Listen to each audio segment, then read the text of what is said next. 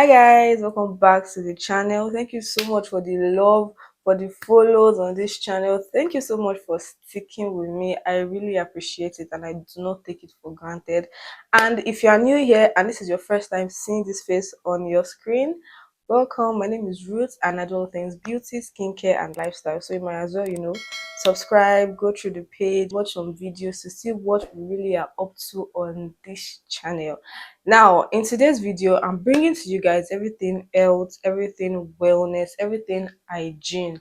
Literally, hygiene tips that has saved my life, that has helped me tremendously, and I genuinely wished I knew sooner. And that's why I'm bringing it to you guys because I don't get keep. I'm a girl's girl. This tips has helped me, and I feel like it is going to help you guys, going to help someone out there that probably do not know about these things and you really should know about them. I have a previous video like this where I dropped hygiene tips and I'm going to be tagging it somewhere above. I feel like you should also see that because I'm definitely not going to be repeating tips, and those tips are also very, very important. It's going to be beneficial to you. So you might as well go and watch that and then watch this, or watch this and then go and watch that. Yes, so let's get right into the video. Now to my very first tip. Now this one is for my girlies that always get bad cramps during their period. If you usually get bad cramps during your period and you're not really the type to use pain relief, not everybody like using pain relief. Even people that use it do not really want to use it but just cannot help it. One tip I have noticed that has greatly helped to reduce my cramps during my period is drinking warm water. Guys, I'm not joking. Drinking warm water first thing in the morning, like every morning, first thing in the morning, if you can do it religiously, first thing in the morning, and if you can also add drinking warm water last thing at night, it is going to definitely what warm water does is it's going to help you reduce inflammation, it's going to help you reduce bloating, it's also going to help reduce bacterial buildup from the previous day.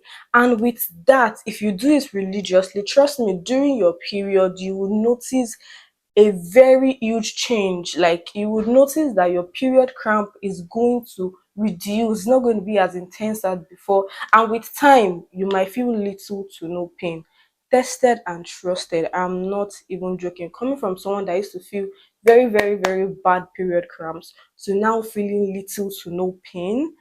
It is due to drinking warm water first thing early in the morning. Another thing I do, if you know me very well, you know I love drinking teas. And when I mean teas, I don't mean hot chocolate teas or milk tea. I mean ginger tea. I mean herbal teas. Yes, like ginger tea, like hibiscus tea, like cranberry teas. So teas would also help your life. I promise you. If you're someone that don't like the taste of teas, you might as well get honey, pure honey, and then just put a little bit of that just to sweeten it a little bit. But if you are not into teas, I would advise you start getting into tea, especially ginger tea. Ginger tea literally is a lifesaver. It helps cold, it helps relieve cramps, it helps a lot all rounder. So yes, that is my very first tip. Take warm water first thing in the morning, and I promise you, you will thank me later. You will thank me later. Now to my second tip. Now this one is for the girlies that they are dealing with dark underarms. You've tried everything you can and you feel like nothing is working. What if shaving is the problem or the root cause of your dark underarm? Let me finish, calm down. I'm not saying you should stop shaving, or I'm not saying you should leave your pubic hair to grow and all that, but I used to be someone that dealt with dark underarms. I used to have dark underarm, like it was something that I wasn't confident about. And when I did my research, I realized that shaving is also one of the root causes of dark underarms. Now let me explain it to you.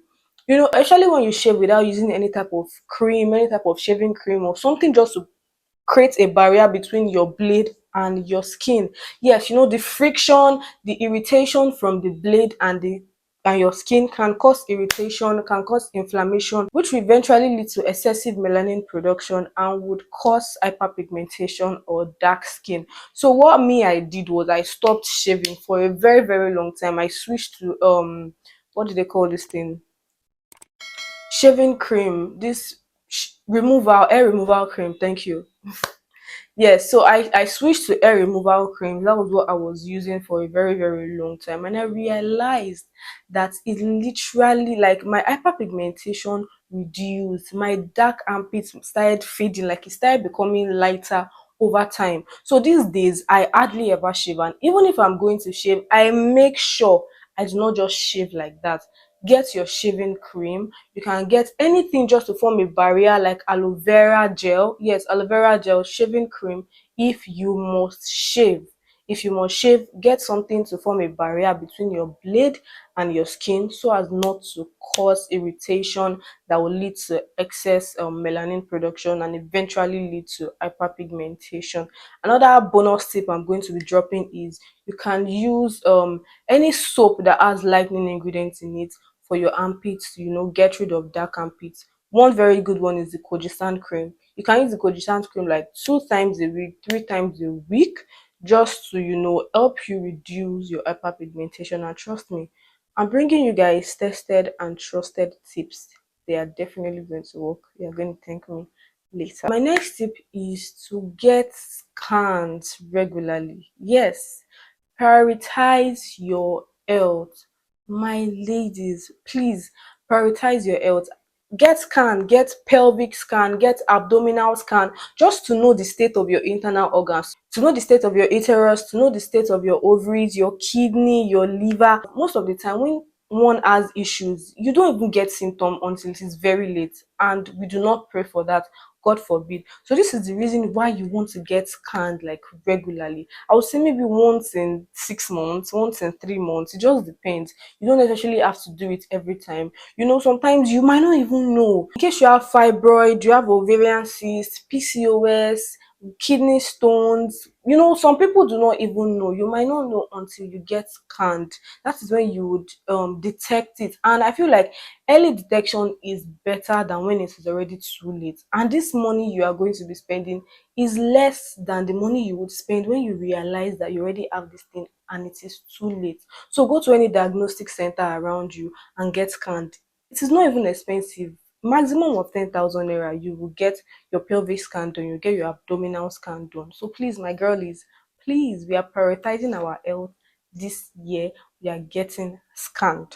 Now, still on prioritizing our health, our wellness, we need to get vaccinated, guys. I feel like this is probably one of the most important tips you are going to take home today.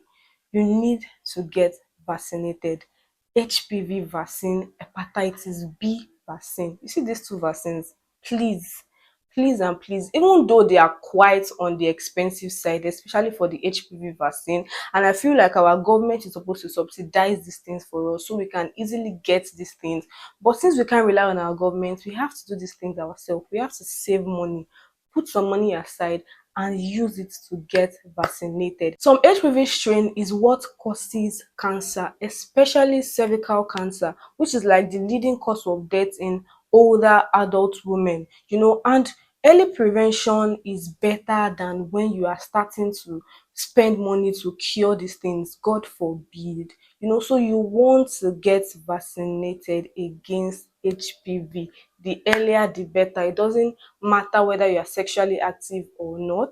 You need to get HPV vaccine. You need to get hepatitis B vaccine as well to protect your liver, to protect your kidney. Please get hepatitis B vaccine. You can go to any health center around you, just make inquiries about how much you would need to get vaccinated. Save towards it, please, and get vaccinated. It's going to prevent you a lot of sickness, especially in the future. Now to my next tip. This one might be a little bit not easy to get used to, because even me sometimes I still forget myself. Like, it takes a while to get used to.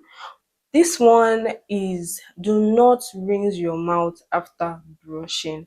Yes, now the first time I saw it on TikTok, it was this dentist I follow on TikTok that posted it.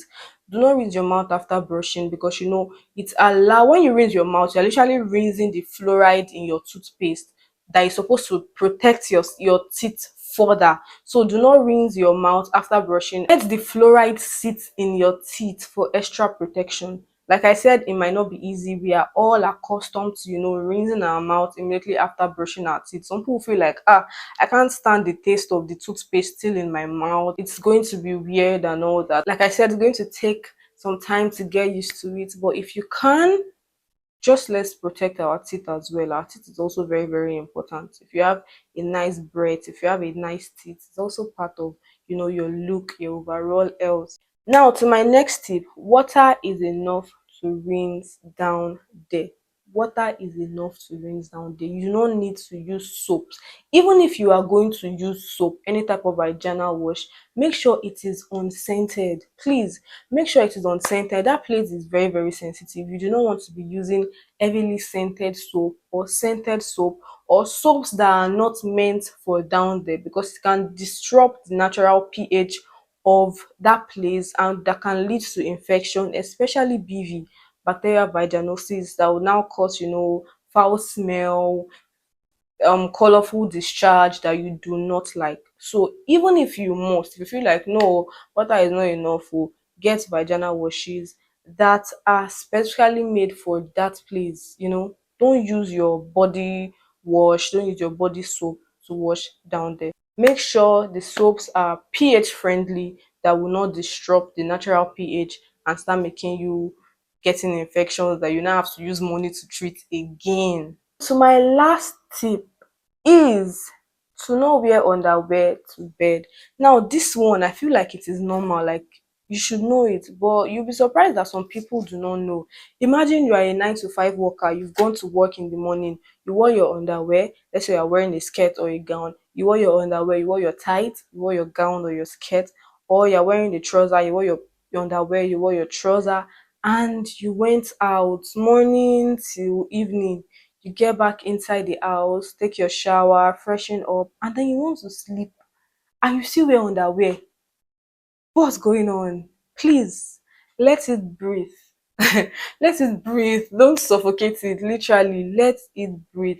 Do not wear underwear to bed. Allow fresh air to enter that place, to avoid build up. Yes, to avoid build up that can cause odor, to avoid build up that can cause bacteria, and in turn give you infection that you will now start using money to treat. So please, my girlies, do not wear underwear to sleep, and you will just feel better. You just feel good overall. So yes, that's the end of today's video. If you have any other tips, please drop it in the comment section. We are all going to learn from it. And if you have watched to this extent and you are still not subscribed to my channel, you are wrong. You are not doing me good at all. Please subscribe to my channel, turn on your post notifications to be notified whenever I drop a new video. Drop a comment, like this video, share this video, and I'm going to see you guys in my next video. Thank you so much for watching.